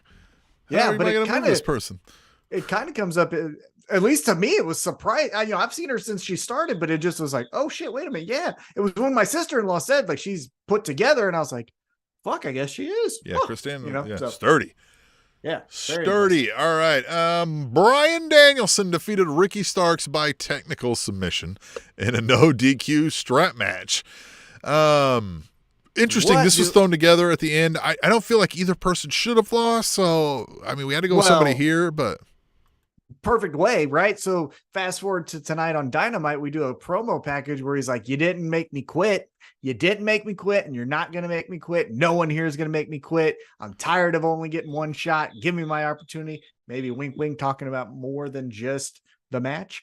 But the match itself went at it. God damn. Again, my in-laws and family had never seen a strap match, which makes sense. And they were like, so this is like, they're really hitting them. I was like, oh, that's a welt. Like, that's a legit welt. Like, there's no faking that. Let's go get a leather strap and let me swing it. Let's see what you think. Yeah. And they're like, so, you can leave the shirt on and let me see what you think. Well, one thing that they were just astonished by was the back and forth slaps to the throat. Yeah. Like, they're like, because my humble brag, I guess, but it's not me, but in my family, my brother-in-law got a PhD in exercise physiology. So he knows the body fucking really well. And he even said, he's like, I get that they're not hitting in the chin, but that could still knock you out. Yeah, right. Yeah, you can like cut off flow and like swelling there and everything. Yeah, exactly. Yeah. Yeah, it can still cause that sort of concussion-based things. Yeah, 100%. Yeah, and he's like, so that could cause a concussion. And I was like, isn't this fun? Like, yeah, it's fucking great. Well, Ricky the Dragon Steamboat getting in there, getting some shots on old Morrissey. I like the promo that led to this, because how Ricky the Dragon Steamboat tricked him, where he said, it says the dragon, but you know what? Dumbass. I'm not the only dragon. That's fucking great. Yeah, no, it was great. So I loved it because when they did that, I think I don't know if we talked about this on the last episode, right? But like, oh yeah, because it came after on Collision, right? Mm-hmm. Yeah, Ricky Starks was initially like, fuck my life, right? And then he gets that instantaneous flash of like, all right, if this is what it is, bitch. Like, I have to fucking murder you. I'm going to fucking murder you because I'm fucking absolute Ricky Starks. This is the, this is the path that is led in front of me. Time to fucking murder you, right? Like, I love this Ricky Starks character. Even though this is something that can build a star, because like, even though he's a heel here, we're still building this badass, right? He's passing out instead of giving up. He's taking every challenge head on, and he's telling everybody to get the fuck out of his way in the process. Mm-hmm. Well, you know what made me think of instantly is because, he passed out. He didn't tap out.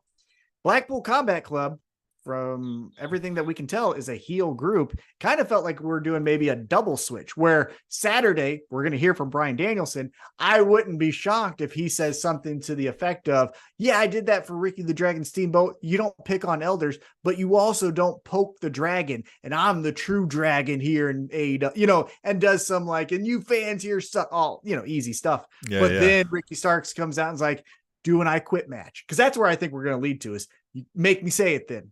Yeah, you made me pass out, but make me say it. And then, because first he can be like, well, you didn't make me quit. And he'd be like, I didn't have to make you quit. I made I made you so like you couldn't even say I quit because you were dead, motherfucker. Like I could have killed you if I didn't have to let go, right? Like, and then he'd be like, all right, but kill me you must because I'm never gonna quit and you can't make me. Thought it was great. And I think I really do. My gut says a double turn, and then we push Ricky Starks. Because again, look, fuck you, Punk. They were cheering Ricky Starks. They were not. No one likes you, man. Like, God, that's what made people like you. Is that you were fucking not likable, right? Like, it was I would say that, not. Hey guys, I like Canada too. This is for Owen Hart. Dude, I love this absolute Ricky Starks. Like, I don't know if you caught the thing where he was backstage with Tony Schiavone, and like before that when he was like, I'm gonna fucking do this, and he's like, the fuck out of my way, man. Like, you know what I mean? Like, I just love this. Like, Ricky Starks is going to the top, and if you're in the way, sucks to be you because you're about to get your ass beaten. Now, the thing though, I want them to keep with Ricky Starks though, because I laugh every time, is the overabundance of fireworks. Yeah. He's just, dun, dun, dun, dun, dun. He kind of looks back. He's like, look at it's that like shit. We did 5 guys worth of fireworks on Ricky Starks. Keep that. That's hilarious. Yeah. But then make him babyface and push him to the moon. He's the fucking man. Love Ricky Starks. Well, speaking of the Blackpool Combat Club, they got a victory over Eddie Kingston and Shibata in a tag team match. Claudio pinned Eddie. And here's the thing. I understand I'm one of them who pays for Ring of Honor television. As we kind of talk about this whole match card, it's a lot of Ring of Honor, which is obviously well needed in this circumstance. However, to me, Eddie Kingston Claudio needs to be an AEW focused feud. I get Claudio's the Ring of Honor champion, and it was cool that first time, right? Where it's, hey, first Ring of Honor pay-per-view, main event, Eddie Kingston Claudio, right? Awesome. Not first, but I think it was first of this year. And it was great. That's fucking awesome. But now they've graduated, right? Like, let's give them a main event on Dynamite or Collision. That's where I think they're more suited. I agree with that. This was fun, but it's Eddie Kingston, for Christ's sake. Eddie fucking Kingston. My nephew, who does not watch wrestling, but was kind of watching it because we were doing the draft and he was kind of peeking on it. He goes, who's that? And I go, who? He goes, the fat guy. And I was like, oh, that's Eddie Kingston. Eddie Kingston's the best wrestler in the world. He's great. And he's like, really? And he's 11, guy? Yeah. Well, yeah. And he's like, really? He's 11. And so Claudio, he's like, he's better than him. I was like, hell yeah, he's better than Claudio. And then Claudio wins. He's like, I thought you said he's better. He's like, not tonight, but most nights he is. All right. He's the best in the world. I didn't say he wins more matches. I said he's better. Yeah. God damn it. Scram, kid. Who'd you pick in the second round? Fucking probably no one. Don't you got to go fucking drink from a garden hose or some shit? Get out of here, kid. Fucking play under the power. Go learn how to ride a bike or something. Fucking play in traffic. No, easy. My nephew. Okay, it wasn't some fucking poor.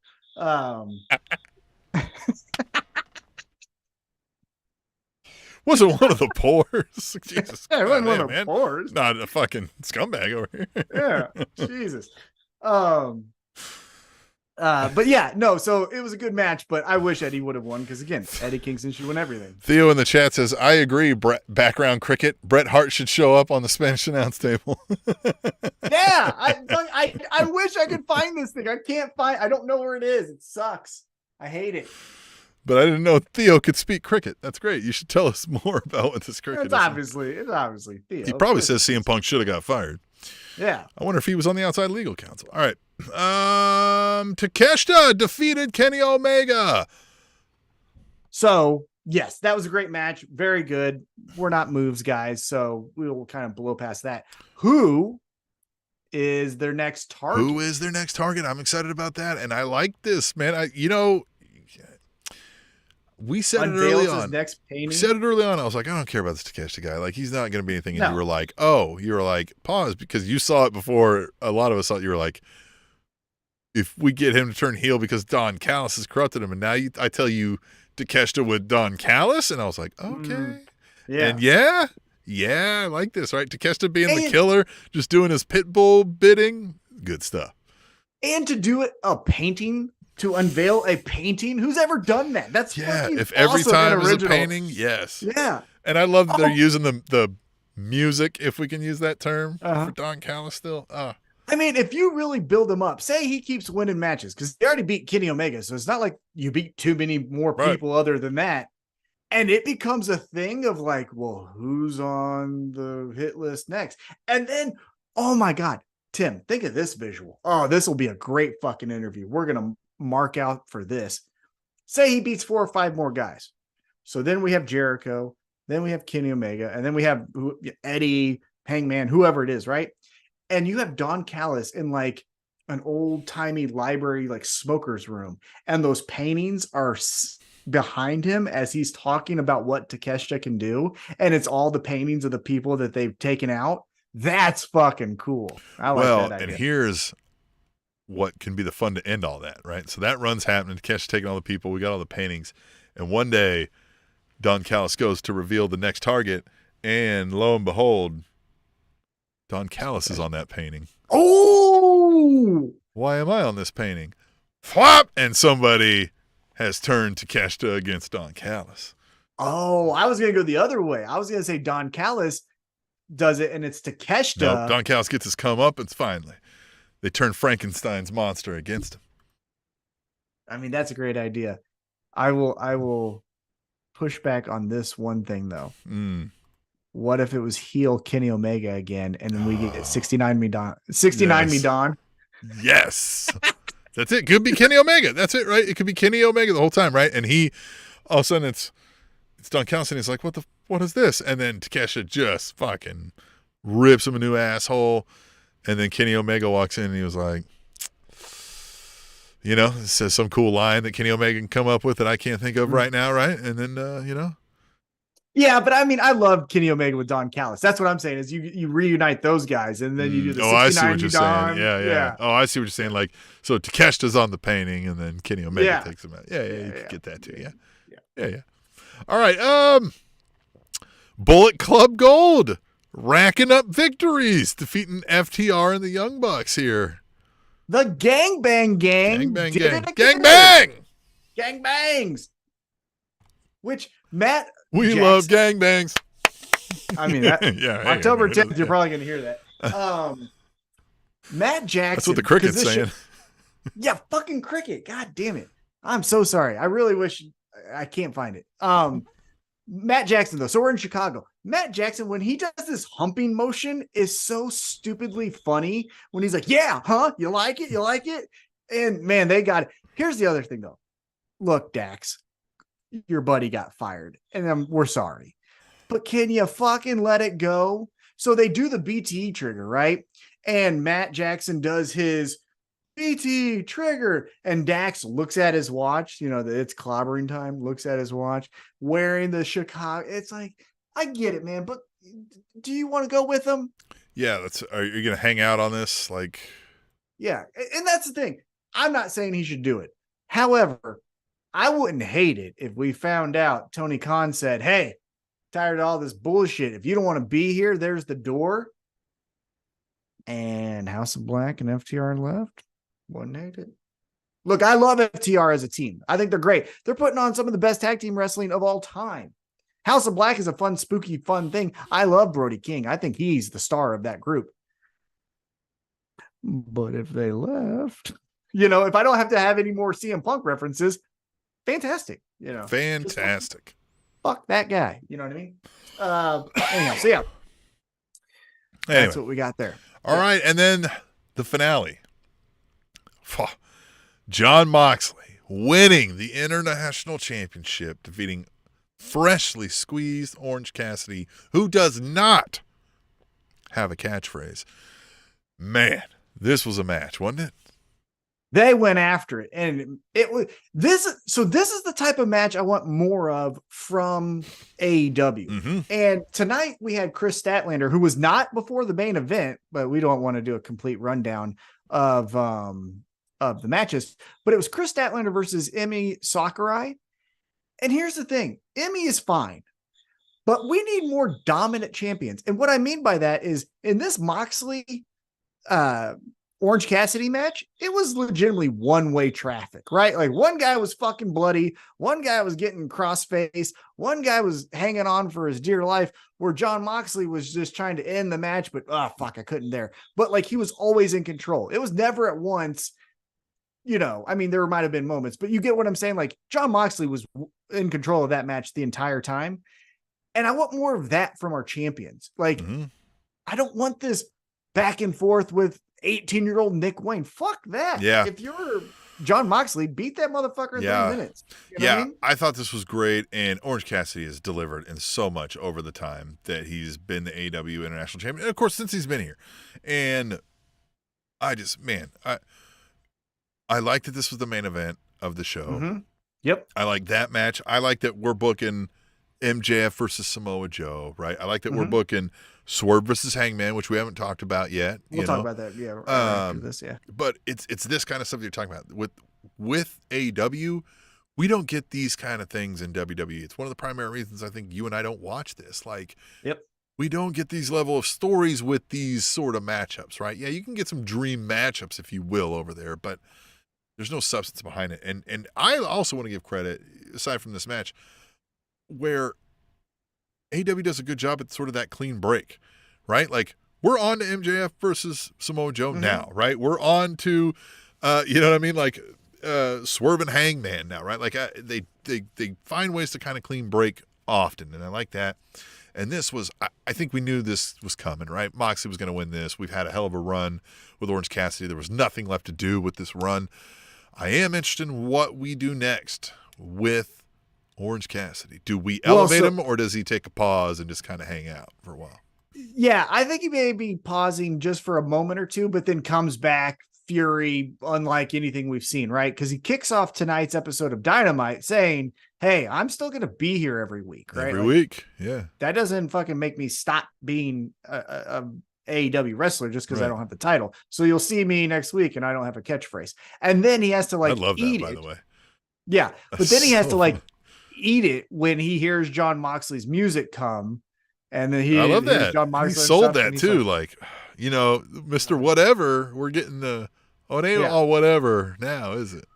So here's the thing, though, that I want to applaud, and man, he's been doing this for years, especially in AEW, is the shapeshifter that is Jon Moxley. You know what I mean? Hey, you need that babyface champion that takes out Chris Jericho? Okay. Hey, you need that tweener who, what the fuck is CM Punk going to do? We don't know if he's coming back. Yeah, he's champion. You need someone to take out Orange Cassidy that's believable. Yeah. All while never really having to change his presentation or his character or how he talks or how he speaks or anything about himself. Nothing about himself. He fits into all of those roles. Yeah, it's just a little bit of like the motive, right? Like, we don't respect you. We think you're amateur. We respect the old guard, William Regal. We're going to take you out. Like, you know what I mean? Yeah, it's all what he says about you and what his motivation is behind it. And that to me is mastery of your character work there, because your character's your character. You still act, think, and react as a person as you always do. It's just, who am I to believe is the good guy in this scenario? And look, I'm twisted and fucked up, so sometimes I might think he's the good guy and you're the bad guy, and sometimes the other way around, depending on the situation at hand. And he wrestles every guy the same, right? The same cross faces that he does to Orange Cassidy, he's going to do to Chris Jericho. Right. Like, even as a face, he'll awesome. still get a nut punch in there, right? Like, you don't mind? Yeah. Yeah, he's gonna take a fork to the forehead of Hangman Adam Page or MJF. It doesn't matter. And so that's what I like the most about it, is he's just a shapeshifter with staying consistent with who he is. Yeah. Love it. Now let's get into the real great stuff, Tim. As we mentioned, we're not going to be back for 2 weeks because I'm going through the last 2 weeks of radiation, which they say is the worst. You're going to go out of the country, which perfect timing because the earth is on fire. So smoky here right now. Yeah, that's what I'm saying. So we put a bet on who was going to win the bet. Oh, we did? Yeah. And the bet was the loser would have to wear a Jeff Jarrett shirt. Oh, that was a thing? That's real? Yep. And my friends in the Table Nation, I come to you with the great gift of me not buying a shirt because Tim fucking lost. No Jeff Jarrett shirt over this bitch. Keep that shit. Yeah, I didn't tally up. I didn't tally up the full scores. It was close, but you won. Yeah, I think your if son gives you a wedgie. God, yeah. So yeah, this one will be a ways out. We're gonna take 2 weeks off. I haven't bought it yet, so give us some time.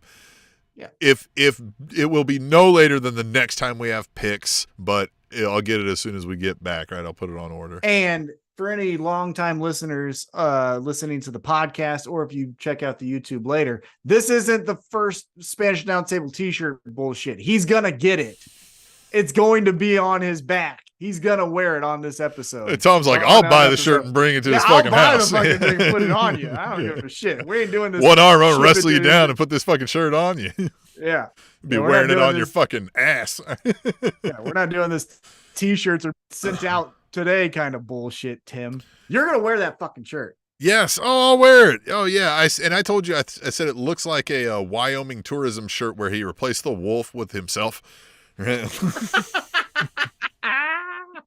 You know what I mean? Shirt is, it's got like a mountain in the background for some reason, like Jeff Jarrett's from the mountains, I guess. Is there mountains in Tennessee? Smoky Mountains, maybe, I guess? I don't fucking know. Oh, they're all there. Everything's there. Fucking mountains of cocaine. But hey, listen, maybe we have something in common with Jeff Jarrett. Yeah, so real quick, last thing though, and we'll get out of here because again, it's late here in the one true time zone, and this fucking cricket's driving me nuts. We got Swerve and Hangman Adam Page. Hey, this was awesome. And how great was it for Swerve to give voice to if I had the opportunities, I would have been the first black champion. It's a great call out. Now, I would say, now you got to kind of do it, right? If he went in for business for himself and said that, you got to go like, yo, man. But then you can't even say like, what, you backed me into a corner? Be like, well, you shouldn't have been in a position where I could back you in a corner, bitch. You know what I mean? So, hey, all power to him. And again, of course, we've had qualified people who could have done that already. So, it will be interesting, man. And again, Hangman Adam Page is not the champion, obviously. That's not going to come out of this storyline. But if Swerve can get a big time victory in a feud with Hangman, well, now we start looking at Swerve in a different light. I was a little perplexed at some of the reasoning, but I think Swerve got there in a roundabout way at the end, because at first it felt like it was like, I'm just coming out of the goodness of my heart of a guy I looked up to, and you're just failing, which was like, okay, great. Like, if we're going sad, drinky Hangman, and you were his friend, I get that, but like, that's not where we're at. Why are you here, right? And then him getting to the like, if I would have been given the opportunity, you seem to not fucking want. How he delivered like that line, I was like, okay, yeah, right? Mm-hmm. Saying like, your bitch ass was given all these opportunities, and you go, my fucking friends, and like, bitch, I'm, you know what I mean? My friends are on the bankroll over here. We're all good, right? Like, give me the opportunity, motherfucker. Well, and what Hangman's reaction was really, I thought, telling and really cool, because it wasn't okay, you don't think I can handle the opportunity, let's fight right now. Instead, he was like, all right, hey man, you know what? Just go ask for a match. Stop talking to me. I'm out of here. Like, yeah. Well, I like too how he was kind of like, at first he was like, oh, I see you're trying to like fucking, you know what I mean? Like, yeah.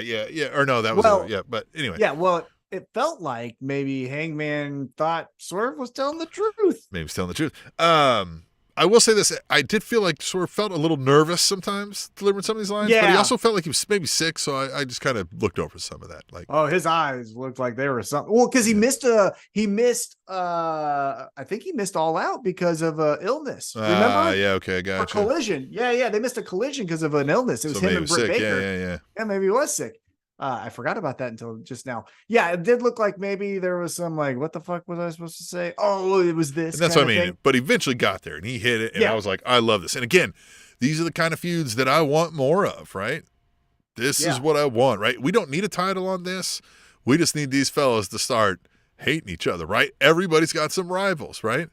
There's some people it's on site, right? On site. Let's go. So yeah, very excited for the Hangman Swerve feud. It kicks off next week with Hangman versus Brian Cage 3. But yeah, that's what we Jeffrey got. Sills in the chat says, I kind of wish Tom had to wear the Jeff Jarrett t-shirt. And give it time. We're going to have another picks around. This will be the traveling shirt. Well, Jeffrey Sills, I kind of wish you would donate some money. So look at that. Look, we're all just saying things. That we Hey, wish. listen, we're saying you can buy a shirt and send it to Tom and he'll wear it on the show. I'm not Can't saying speak that. for No. Tom. Yeah, Tom's No, like, I yeah, ain't no. saying that. Yeah. No. And All fuck, right, the all cricket didn't say that either. I'm naming this episode Cricket, by the way. This is- Fuck that cricket. Oh, it's going to drive me nuts. So again, sorry, we're going to give you a 2-week break. Now, that said, Tom will still be posting some match of the days. He'll be on the social media, so please still live tweet those sort of things. And if a big crazy news happens, right, if Tony Khan has to fire the Elite, right, Tom will jump on a live stream or something. So stay tuned. But you know, we're going to take a 2-week break, right? Got some things to do, some grown-up things to do, and we're going to go handle that business. And in the meantime, you can donate on SpanishAnnounceTable.net.